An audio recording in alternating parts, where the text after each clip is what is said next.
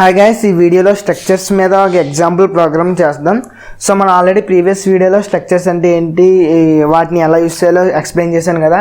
ఈ వీడియోలో structures and pointers మీద ఒక ఎగ్జాంపుల్ ప్రోగ్రామ్తో ఎక్స్ప్లెయిన్ చేస్తాను. చాలా ఇంపార్టెంట్ కాన్సెప్ట్.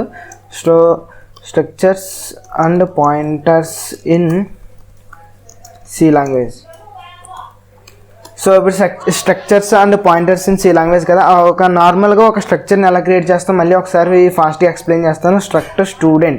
స్టూడెంట్ అనే ఒక స్ట్రక్చర్ని క్రియేట్ చేయాలనుకుంటే స్టూడెంట్ అని పెట్టి నేమ్ అని పెట్టి 30 అంటే 30 letters, 40 letters, for example 40 characters అని చెప్పి నేమ్కి, దాని తర్వాత ఇంటి ఏజ్ అని, దాని తర్వాత ఫ్లోట్ యావరేజ్ అని, ఫర్ ఎగ్జాంపుల్ ఇలా 3 ఫీల్డ్స్ తీసుకున్నాం అన్నమాట. స్టూడెంట్ అనే ఒక స్ట్రక్చర్కి లాస్ట్లో సెమీకోలన్ పెడతాం. ఇది ఒక స్ట్రక్చర్ కదా. ఇప్పుడు నేను ఒక ఎగ్జాంపుల్ ప్రోగ్రామ్ మీకు ఎక్స్ప్లెయిన్ ఎలా చేస్తానంటే, దీని తర్వాత మనం ఎలా డిక్లేర్ చేస్తాం, ఒక స్ట్రక్చర్ని ఎలా డిక్లేర్ చేస్తాం, స్ట్రక్ట్ స్టూడెంట్, తర్వాత variable name S1 equal to వాల్యూస్ని ఎలా అసైన్ చేస్తాం. ఫర్ ఎగ్జాంపుల్ నేమ్ అంటే సమ్ నేమ్, దాని తర్వాత ఏజ్ అంటే ఈ నెంబర్ కాబట్టి 18, 19, దాని తర్వాత యావరేజ్ మార్క్స్ అంటే 95.5. సో ఇలా అన్నమాట. ఇది ఒక స్ట్రక్చర్లో. ఇప్పుడు ఈ నార్మల్ స్ట్రక్చర్లో అంటే స్ట్రక్చర్ పాయింటర్స్ యూజ్ చేయకుండా ఉండే స్ట్రక్చర్లో మనం వాల్యూస్ని ఎలా యాక్సెస్ చేసుకోవాలంటే, నేమ్ని ఎలా యాక్సెస్ చేసుకుంటే S1.name అని, లేకపోతే ఏజ్ని ఎలా చేసుకుంటే S1.age అని డాట్ ఆపరేటర్ యూజ్ చేస్తాం అన్నమాట. ఒక నార్మల్ స్ట్రక్చర్కి డాట్ ఆపరేటర్ యూజ్ చేస్తాం. అంటే S1.average అని, యావరేజ్ కావాలంటే. ఇది ఒక నార్మల్ స్ట్రక్చర్కి. ఇప్పుడు అదే నీకు పాయింటర్ స్ట్రక్చర్ ఉందనుకుంటే దాని డాట్ ఆపరేటర్ కాకుండా ఇంకో దాంతో యాక్సెస్ చేస్తాం వాల్యూస్ని. అది ఇప్పుడు ఈ ప్రోగ్రామ్లో ఎక్స్ప్లెయిన్ చేస్తాను. ఇప్పుడు ఈ వీడియోలో concept structures and pointers in C language. So నేను ఎగ్జాంపుల్ ప్రోగ్రామ్ కింద ఏం చేస్తానంటే, స్టూడెంట్ డేటాలో స్టూడెంట్ స్ట్రక్చర్లో ఏముంటుందంటే student name plus subject 1 marks, subject 2 marks and subject 3 marks ఉంటాయి అన్నమాట. ఒక స్టూడెంట్ అనే స్ట్రక్చర్కి 4 ఫీల్డ్స్ వేస్తాను. 4 ఫీల్డ్స్లో ఫస్ట్ ఫీల్డ్ ఏంటి, name, second field subject 1 marks, third field subject 2 marks, fourth field subject 3 marks. So నేను ఫాస్ట్గా స్ట్రక్చర్ని క్రియేట్ చేస్తాను. స్ట్రక్చర్ని క్రియేట్ చేయకుండా ముందు హెడర్ ఫైల్ని ఇంక్లూడ్ చేద్దాం. include stdio.h. సో ఇక నేను ఈ ప్రోగ్రామ్ ఏమని చెప్పాను కదా, స్ట్రక్చర్ని ఫస్ట్ ఇలా క్రియేట్ చేసుకున్న తర్వాత నేను ఆ స్ట్రక్చర్లోకి వాల్యూస్ ఇస్తాను. ఒక స్ట్రక్చర్ అరేని క్రియేట్ చేస్తాను అనమాట. మనం మామూలుగా ఇంటీజర్ అరేని ఎలా క్రియేట్ చేస్తాం, ఇలాగ ఇంటీజర్ అరేని, లేకపోతే మనం మామూలుగా మీకు ఆల్రెడీ ఇంటీజర్ని డైనమిక్గా అరేని ఎలా డిక్లేర్ చేయాలో చెప్పాను కదా. ఏం యూజ్ చేయాలి, MLOC కానీ ఆర్ CLOC కానీ యూజ్ చేయాలి. CLOC కానీ యూజ్ చేసి ఏం చేయాలి, దాని తర్వాత int స్టార్ అరే అని చెప్పి int స్టార్ అని కన్వర్ట్ చేసి MLOC కానీ CLOC కానీ వాడాలి. CLOC కానీ వాడి సైజ్ అంటే n అంటే n వాల్యూ, ఎంత సైజ్ అనుకుంటే అరే సైజ్ అంతా సైజ్ ఆఫ్ టైప్ కూడా ఇంటీజర్ కాబట్టి ఇంటూ. ఇది కదా ఒక డైనమిక్గా ఒక అరేని క్రియేట్ చేయాలంటే ఇది కదా మీకు చెప్పింది సింటాక్స్. సో మీకు మామూలుగా ఒక అరేని అంటే ఇలా డైరెక్ట్గా క్రియేట్ చేస్తారు. ఎలాగా అరే 30 మెంబర్స్ డేటా స్టోర్ చేసుకుంటే అరే ఆఫ్ 30 ఇలా ఈజీ. ఇది చాలా చిన్నదిగా ఉంటుంది. కాకపోతే ఇది ఫిక్స్డ్ డేటా అయితేనే, స్టాటిక్ అరే అయితేనే ఇలా క్రియేట్ చేసుకోవాలని ఆల్రెడీ మీకు చెప్పాను. సో మీకు ఇది గుర్తెట్టుకోండి. కాకపోతే ఇది మాత్రం ఎక్కువ యూజ్ చేయడానికి ట్రై చేయండి. ఎందుకంటే మనం ఎప్పుడైనా సరే డైనమిక్గానే ఎక్కువ మనం వాల్యూస్ తీసుకుంటాం. వాల్యూస్ ఎప్పుడు డైనమిక్గానే తీసుకుంటాం. అంటే యూజర్ ఇన్పుట్ ఎంత 10 స్టూడెంట్స్ అంటే 10 స్టూడెంట్స్ అప్పటికప్పుడే 10 స్టూడెంట్స్ అరే క్రియేట్ చేయాలి. మన ప్రోగ్రామ్ ముందు తెలియదు 10 స్టూడెంట్స్ వస్తారని. సో మనం ఎప్పుడైనా డైనమిక్గా క్రియేట్ చేసుకోవడానికి ప్రిఫర్ చేస్తాం. సో అలాగే ఇక నేను ఏం చేస్తానంటే ఇలా అరేని డైనమిక్గా క్రియేట్ చేసినట్టు నేను అలాగే స్ట్రక్ట్ అరేని డైనమిక్గా క్రియేట్ చేస్తాను. డైనమిక్గా క్రియేట్ చేసి 10 స్టూడెంట్స్ ఉంటే 10 స్టూడెంట్స్, 3 స్టూడెంట్స్ ఉంటే 3 స్టూడెంట్స్, ఎంత అంటే అంత మన ఇన్పుట్ దగ్గర స్టూడెంట్స్ డేటా తీసుకున్న తర్వాత నేను ఏం చేస్తానంటే లాస్ట్లో మనకు ఏం చేయాలంటే ఆన్సర్ నేము వాళ్ళ యావరేజ్ మార్క్స్ ఎలా క్యాలిక్యులేట్ చేస్తానంటే subject 1, subject 2, subject 3 marks add చేసి డివైడెడ్ బై 3 చేస్తే వాళ్ళ యావరేజ్ వస్తుంది కదా. అది మన అవుట్పుట్. అంటే ఫర్ ఎగ్జాంపుల్ 5 స్టూడెంట్స్ డేటా ఇస్తే, అంటే 5 స్టూడెంట్స్ డేటా అంటే ఏంటి, నేము, వాళ్ళ మార్క్స్ 3 సబ్జెక్ట్స్లో మార్క్స్ ఇస్తే మనం లాస్ట్లో ఫైనల్గా అవుట్పుట్ ఏమి ఇవ్వాలి, వాడి నేము, వాడి పక్కన వాడి యావరేజ్ మార్క్స్ ప్రింట్ అయ్యేలా. నాకు 4 స్టూడెంట్స్ ఉంటే 4, 5 స్టూడెంట్ ఉంటే 5 స్టూడెంట్, అలా అవుట్పుట్ వచ్చేలా ఈ ప్రోగ్రామ్ రాసి మీకు ఎక్స్ప్లెయిన్ చేస్తాను స్ట్రక్చర్స్ అండ్ పాయింటర్స్ కాన్సెప్ట్ ఈ వీడియోలో. సో ఇప్పుడు యాడర్ ఫైల్ తీసుకున్న తర్వాత యాజ్ ఇంక్లూడ్ stdlib.h. stdlib.h అని ఎందుకు ఇంక్లూడ్ చేసుకున్నానంటే ఇక్కడ మనకు డైనమిక్గా అరే క్రియేట్ చేస్తున్నాను కదా, డైనమిక్గా స్ట్రక్చర్ అరే. ఏ అరే అయినా డైనమిక్గా క్రియేట్ చేయాలంటే CLR కానీ MLR కానీ వాడాలి. కాబట్టి MLR కానీ CLR కానీ ఎందులో ఉంటాయి, stdlib.hలో ఉంటాయి. సో స్ట్రక్చర్ని క్రియేట్ చేద్దాం. స్ట్రక్ట్ స్టూడెంట్ అని నేమ్ ఇద్దాం. స్టూడెంట్ అని నేమ్ ఇచ్చి ఫస్ట్ నేమ్ కదా, సో నేము ఇక్కడ నేను నేమ్ ఫిక్స్డ్ అన్నమాట, ఫిక్స్డ్ అరే తీసుకుంటున్నాను. ఇప్పుడు అరే of characters is nothing but string కదా. స్ట్రింగ్ అంటే ఏంటి, గ్రూప్ ఆఫ్ క్యారెక్టర్స్, అంటే అరే ఆఫ్ క్యారెక్టర్స్. సో నేను ఇక్కడ ఆల్రెడీ 30 ఇచ్చాను, అంటే నాకు నేము 30 కన్నా ఎక్కువ ఉన్న అవసరం లేదు. 30 కన్నా ఎక్కువ క్యారెక్టర్స్ ఒక స్టూడెంట్ నేమ్లో అవసరం లేదు. సో క్యార్ నేమ్, తర్వాత into marks subject 1 marks, into subject 2 marks, into subject 3 marks, ఇలా అన్న క్రియేట్ చేసుకోవచ్చు. లేకపోతే పక్కనే సబ్జెక్ట్ 1, సబ్జెక్ట్ 2, సబ్జెక్ట్ 3 అని కామాలు పెట్టినా పర్లేదు. సో ఇలా సబ్జెక్ట్ 1, సబ్జెక్ట్ 2, సబ్జెక్ట్ 3 ఇలా డిక్లేర్ చేసిన తర్వాత ఏం చేయాలి, సెమీకాలన్ పెట్టాలి. ఇది సెమీకాలన్ పెట్టిన తర్వాత స్ట్రక్ట్ అనేది ఎప్పుడు మెయిన్ ఫంక్షన్ బయట ఉండాలి, లోపల కాదు. ఇప్పుడు మెయిన్ ఫంక్షన్ స్టార్ట్ చేస్తున్నాం చూడండి. మెయిన్ ఫంక్షన్ స్టార్ట్ చేసిన తర్వాత ఇప్పుడు ఇంటి n వాల్యూ ఇంటి n వాల్యూ అనేది యూజర్ ఎన్ని మంది స్టూడెంట్స్ కావాలో అని చెప్పడానికి ఇంటి n వాల్యూ అన్నమాట. printf enter number of students. So enter number of students అంటే దాని scanf తీసుకోవాలి కదా, scanf %d అండ్ n, అంటే ఇప్పుడు nలోకి ఎంతమంది స్టూడెంట్స్ ఉన్నారో వాళ్ళ స్టూడెంట్స్ డేటా వస్తుంది. ఇప్పుడు ఎంటర్ నెంబర్ ఆఫ్ స్టూడెంట్స్ అయిపోయిన తర్వాత ఇప్పుడు నేను ఏం చేస్తానంటే స్ట్రక్ట్ అరేని క్రియేట్ చేస్తాను. స్ట్రక్ట్ అరేని మనం అరేని డైనమిక్గా ఇక్కడ క్రియేట్ చేసాను చూసారా, అలాగే సేమ్ ఇంటి ప్లేస్లో మనకి ఏమొస్తుంది, స్ట్రక్ట్ స్టూడెంట్ అని వస్తుంది అన్నమాట. సో ఇప్పుడు స్ట్రక్ట్ అరేని క్రియేట్ చేద్దాం.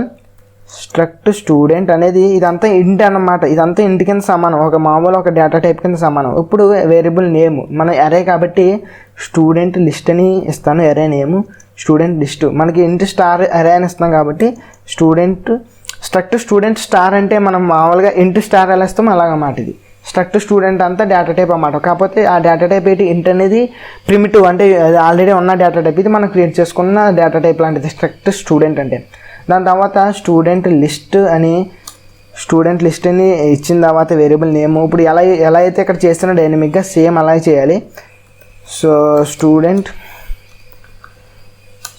స్ట్రక్ట్ స్టార్ కదా, స్ట్రక్ట్ స్టూడెంట్ స్టార్, ఎందుకంటే ఇక్కడ ఇంటి స్టార్ కదా, ఇంటి స్టార్ పెట్టాం కదా, దాని place struct student star CLR తర్వాత n కామా ఎంత size of struct student. Same ఇక్కడ మీకు ఇది కొంచెం కన్ఫ్యూజన్గా ఉండొచ్చు, కాకపోతే ఇక్కడ ఇంటూ ఎలా పెట్టాను, ఇంటూ ప్లేస్లో మనకి స్ట్రక్ట్ స్టూడెంట్ వస్తుంది అంతే, మిగతా అంటే యాస్టీస్. సో మనకి ఈ లైన్తో మనకి ఏమైంది, స్టూడెంట్ లిస్ట్ అరే క్రియేట్ అయింది. దాని లెంత్ ఎంత, n అంటే ఎంత మనం ఇచ్చిన ఇన్పుట్. సో మన ఫర్ ఎగ్జాంపుల్ 3 స్టూడెంట్స్ ఉంటే 3 స్టూడెంట్స్కి అరే క్రియేట్ అయింది. ఇప్పుడు డేటా నేను తీసుకోవాలి, 3 స్టూడెంట్స్ డేటా తీసుకోవాలి కదా. ఇప్పుడు ఫర్ ఐ అనే ఒక వేరియబుల్ డిక్లేర్ చేసుకుంటాను లూప్ పర్పస్ కోసం. సో ఐ అని డిక్లేర్ చేసుకున్న తర్వాత for i = 0, i less than n, i ++, n = 3 అంటే 3 టైమ్స్ లూప్ వద్దాం అన్నమాట, అంతే, దీంట్లో ఏం లేదు. సో ఇప్పుడు వాల్యూస్ తీసుకుందాం. సో ఇక్కడ ఇంటి మెయిన్ కాబట్టి రిటర్న్ 0 లాస్ట్లో పెడదాం, మర్చిపోయాను. సో ఇప్పుడు 3 స్టూడెంట్స్ డేటా తీసుకోవాలి కదా, ఫస్ట్ అడుగుతాను printf enter student, a student, first student second student అని చెప్పిలా పెడదాం అనుకుంటున్నాను. So %d first student data అని చెప్పి పెడదాం. సో ఇక్కడ మనకి % ప్లేస్లో ఏ వాల్యూ రిప్లేస్ అవ్వాలి, i రిప్లేస్ అయితే i వాల్యూ 0 నుంచి స్టార్ట్ అవుతుంది కాబట్టి 0 స్టూడెంట్ అని వస్తుంది. సో మనం i +1 చేస్తే అంటే అప్పుడు ఏమవుతుంది, 0 మాలో లూప్ ప్రకారం ఏమవుతుంది, n వాల్యూ 3 అనుకుంటే 0, 1, 2 వరకు లూప్ అయ్యి అప్పుడుతో ఆగిపోద్ది. అలాగే కాబట్టి 0, 1, 2 కాబట్టి మనం ఏం చేద్దామంటే +1 అంటే 1, 2, 3, 0, 1, 2 వల్ల 1, 2, 3 అని ఇక్కడ మామూలుగా మనకి డిస్ప్లే అవుతుంది. సో ఒకసారి మీకు అర్థమైపోతే కంపల్సరీ రెండోసారి లేకపోతే మూడోసారి చూడడానికైనా ప్రిఫర్ చేయండి. సో ఇప్పుడు స్కాన్ఎఫ్, ఇప్పుడు డేటా అంతా తీసుకోవాలి కదా, స్కాన్ఎఫ్ అని తీసుకున్న తర్వాత ఇప్పుడు ఫస్ట్ ఏంటి నేమ్ కదా అనుకున్నాం మనం, ఫస్ట్ నేమ్ కాబట్టి %s అని చెప్పి అని చెప్పి మామూలుగా అయితే మనం ఎరే అయితే ఏం చేస్తాం, ఎరే ఆఫ్ ఐ అని వాడతాం.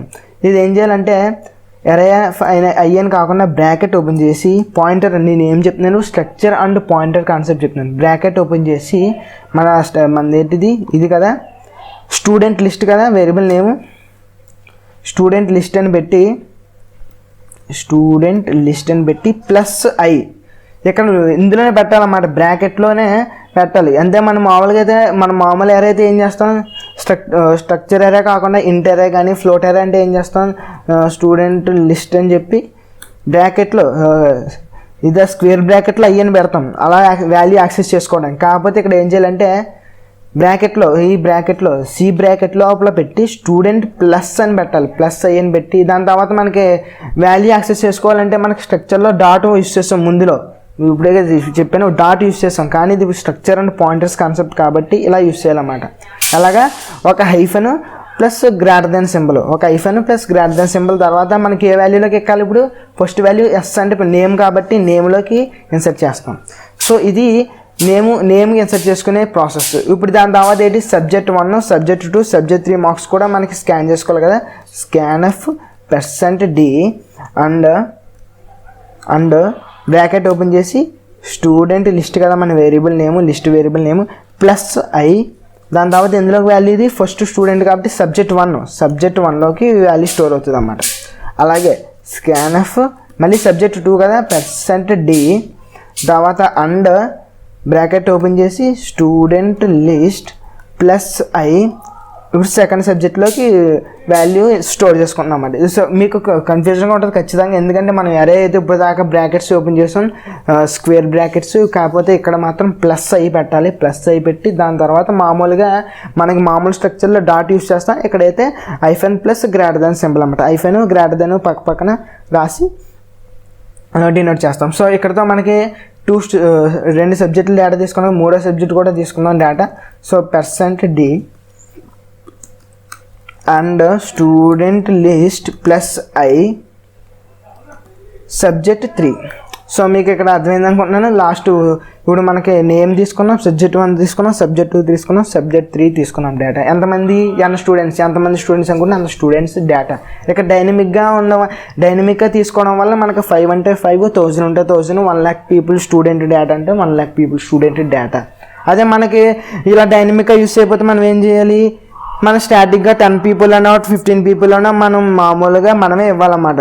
10 or 15 అని ముందే ఇచ్చేయాలి. దానివల్ల ఫర్ ఎగ్జాంపుల్ 16 మెంబర్స్ వచ్చారనుకో, మనం 15 పీపులే అనుకుంటే మనకి ఎరే సైజ్ సరిపోతుంది. అందుకనే మనకి డైనమిక్గా యూస్ చేయడం నేర్చుకోవాలి, ఎక్కువ ప్రాక్టీస్ చేయాలి డైనమిక్గానే. మనం ఎందుకంటే రియల్ టైంలో అంటే మనం సాఫ్ట్వేర్ అప్లికేషన్ ఎప్పుడైనా ఎగ్జాంపుల్ ప్రోగ్రామ్ సి లాంగ్వేజ్లో ప్రోగ్రామ్ చేసేటప్పుడు కట్టా ఎప్పుడైనా సరే మనం డైనమిక్గానే అరేస్ క్రియేట్ చేస్తాం.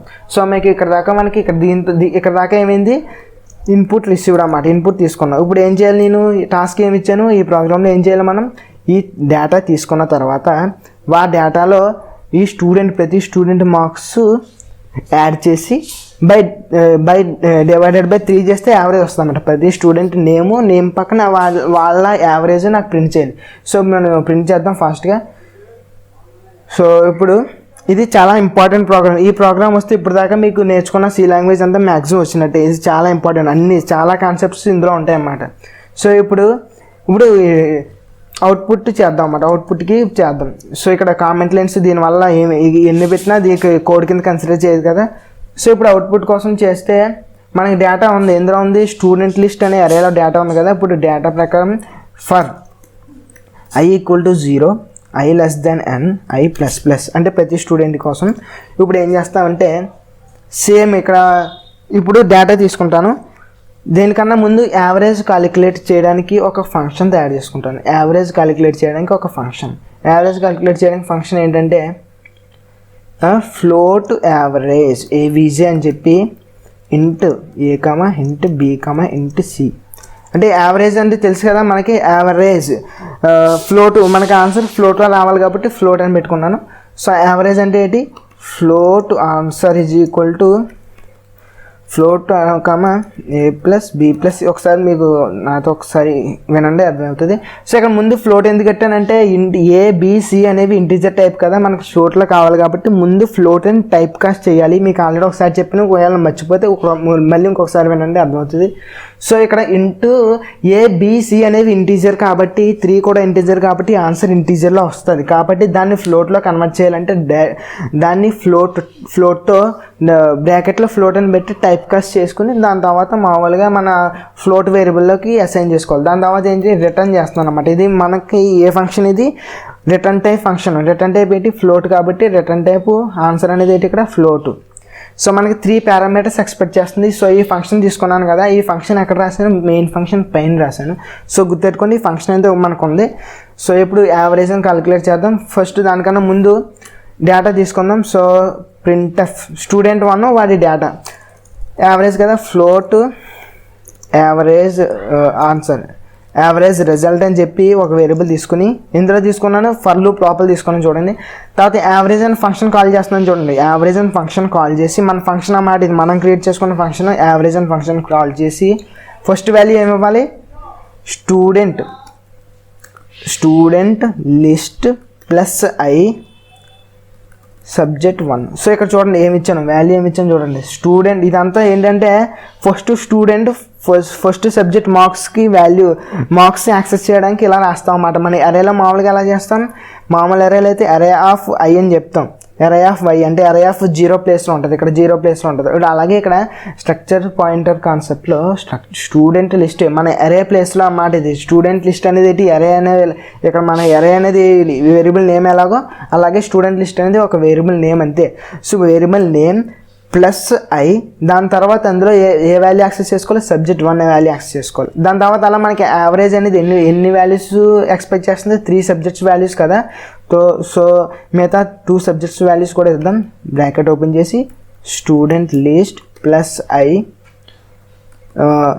సేమ్ ఇది పాయింటర్స్లో స్ట్రక్చర్ నుంచి వాల్యూ యాక్సెస్ చేసుకోవడానికి ఐఫెన్ గ్రేటర్ దాన్ సింబల్ పెట్టిన తర్వాత మన వేరియబుల్ నేమ్ ఇక్కడ ఏంటి, సబ్జెక్ట్ 2 కదా, సబ్జెక్ట్ 2.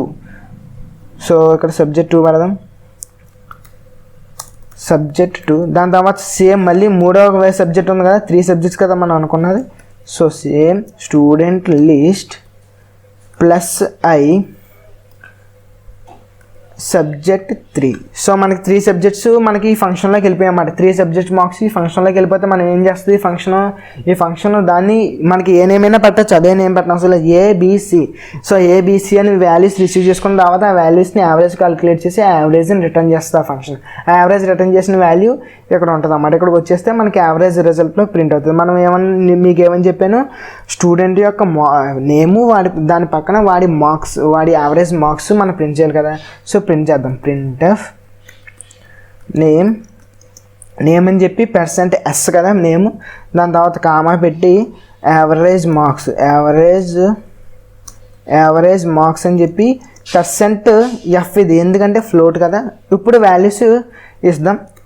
సో వాల్యూస్ ఏంటి, ఫస్ట్ స్టూడెంట్ నేమ్ ఎలా యాక్సెస్ చేసుకోవాలి, స్టూడెంట్ లిస్ట్ ప్లస్ ఐ, దాని తర్వాత ఎందులో ఉంటుంది, నేమ్లో ఉంటుంది అంతే కదా. Student list plus I name కదా, మనకి నేమ్ ఎందులో స్టోర్ అయింది, నేమ్. దాని తర్వాత కామా, దాని తర్వాత %s ప్లేస్లో ఈ వాల్యూ రిప్లేస్ అవుతుంది, ఇందులో ఉన్న వాల్యూ. ఇప్పుడు %f ప్లేస్లో ఏ వాల్యూ రిప్లేస్ అవ్వాలి, యావరేజ్ రిజల్ట్ రిప్లేస్ అవ్వాలి. సో మీకు ఈ వీడియో కొంచెం కన్ఫ్యూజన్గా ఉండొచ్చు, ఎందుకంటే కొంచెం కోడింగ్ ఎక్కువ ఉంది కదా ఇందులో. కాకపోతే చాలా ఇంపార్టెంట్ ఈ ప్రోగ్రామ్. ఇప్పుడు దాకా సి లాంగ్వేజ్ నేర్చుకున్న అన్ని కాన్సెప్ట్స్ ఇందులో యూజ్ చేశాను. సో ఈ ప్రోగ్రామ్ వస్తే మీకు సి లాంగ్వేజ్ మ్యాక్సిమం వస్తున్నట్టే. ఒకవేళ అర్థమైపోతే 2వ చూడండి, 3వ చూడండి, 4వ చూడండి, ఖచ్చితంగా అర్థమయ్యే వరకు అయితే చూడండి. సో మనకి ఇప్పుడు ప్రింట్ అవుద్ది అన్నమాట నేము వాళ్ళ యావరేజ్ మార్క్స్. సో మన ప్రోగ్రామ్ ఎండ్ అయింది. ఇప్పుడు ఫాస్ట్గా రన్ చేసి ఎలా ఉందో చూద్దాం. దానికన్నా ముందు ఒకసారి ఫాస్ట్గా ఎక్స్ప్లెయిన్ చేస్తాను. మనకి ఈ వీడియోలో structures and pointers in C language ఎందుకు పాయింటర్స్ యూజ్ చేసామంటే, మనకి ఇక్కడ స్ట్రక్చర్ని డైనమిక్గా తీసుకోవాలి స్టూడెంట్ డేటాని. అంతేగాని నీకు 3 స్టూడెంట్స్ వస్తారు, 2 స్టూడెంట్స్ వస్తారు, 10 స్టూడెంట్స్ వస్తారు ఫిక్స్డ్ కాదు. ఇక్కడ మనకి ఇన్పుట్ వాడు 10 ఇస్తే 10, 1 lakh ఇస్తే 1 lakh స్టూడెంట్స్ డేటా తీసుకోవడానికి మన ప్రోగ్రామ్ రెడీగా ఉండాలి, అంతేగాని 100 ఫిక్స్డ్ దానికన్నా ఎక్కువ మేము తీసుకోమని అలా కాదు మన ప్రోగ్రామ్. అందుకని చెప్పి పాయింటర్స్ కాన్సెప్ట్ యూస్ చేస్తాం. పాయింటర్స్ కాన్సెప్ట్ యూస్ చేయడం వల్ల ఏంటంటే డైనమిక్గా మనం అరేని క్రియేట్ చేయొచ్చు. డైనమిక్గా అరే క్రియేట్ చేయడం అంటే ఇప్పుడు దాకా చెప్పిందే ఏంటి, మనకు కావాల్సిన సైజ్తో అరేని క్రియేట్ చేయగలం. సో ఇప్పుడు stdlib.h ఎందుకు యూస్ చేస్తామంటే మనకి డైనమిక్గా అరే క్రియేట్ చేయడానికి CLF కానీ MLF కానీ వాడతాం. MLF కానీ CLF కానీ వాడినప్పుడు అవి stdlib.hలో ఉంటాయి. దాని తర్వాత స్ట్రక్చర్ క్రియేట్ చేస్తాం. స్టూడెంట్ అని స్ట్రక్చర్ క్రియేట్ చేసి నేము subject1 subject2 subject3. దాని తర్వాత యావరేజ్ ఫంక్షన్ ఎందుకు క్రియేట్ చేసుకున్నాం, యావరేజ్ ఫంక్షన్ యావరేజ్ క్యాలిక్యులేట్ చేయడానికి 3 నెంబర్స్ ఇస్తే 3 స్టూడెంట్ మార్క్స్ ఇస్తే 3 స్టూడెంట్ మార్క్స్ యావరేజ్ క్యాలిక్యులేట్ చేయడానికి యావరేజ్ ఫంక్షన్ క్రియేట్ చేసుకున్నాం. దాని తర్వాత first print enter number of students. దాని తర్వాత ఆ స్టూడెంట్స్ ఇచ్చిన నెంబర్ ప్రకారం మనం స్ట్రక్చర్ అరేని క్రియేట్ చేసుకుంటున్నాం. క్రియేట్ చేసుకున్న తర్వాత ఇన్పుట్ తీసుకుంటున్నాం. ఎంతమందికి 3 పీపుల్ 5 అంటే 5, 3 అంటే 3, 10 అంటే 10 పీపుల్ ఇన్పుట్ తీసుకుంటున్నాం. సో ఇన్పుట్ తీసుకున్న తర్వాత ఏం చేస్తాం, ఆ వచ్చిన ఇన్పుట్తో ఇప్పుడు అవుట్పుట్ క్యాలిక్యులేట్ చేస్తాం. అవుట్పుట్ క్యాలిక్యులేట్ చేస్తే చూడండి, యావరేజ్ ఫంక్షన్లోకి డైరెక్ట్గా 3 సబ్జెక్ట్స్ మార్క్స్ పంపిస్తే ఏమవుతుంది, మనకి యావరేజ్ క్యాలిక్యులేట్ చేసేసి ఇక్కడ వస్తుంది. దాన్ని యావరేజ్ రిజల్ట్లో స్టోర్ చేసుకున్న తర్వాత నేమ్ యావరేజ్ మార్క్స్ అని చెప్పి ప్రింట్ చేసుకున్నాం. మరి చాలా ఈజీ ప్రోగ్రామ్, మరీ అంత కష్టమైతే కాదు.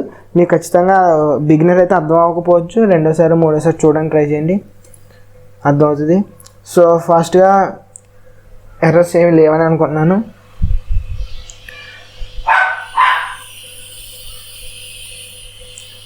So CLOC. సో మళ్ళీ ఒకసారి రన్ చేద్దాం. ఎర్రర్స్ ఏమి లేవని అనుకుంటున్నాను. CLOC దగ్గర ఎర్రర్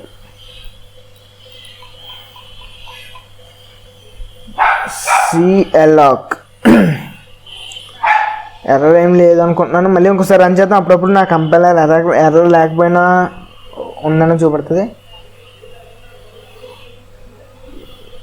సో ఒకసారి ఓకే, ఎర్రర్ ఏం లేదు నేను చెప్పాను కదా. మామూలుగా ఒక్కొక్కసారి కంప్యూటర్ నా కంపైలర్ ఒకసారి కొంచెం డిఫెక్ట్ ఉంది.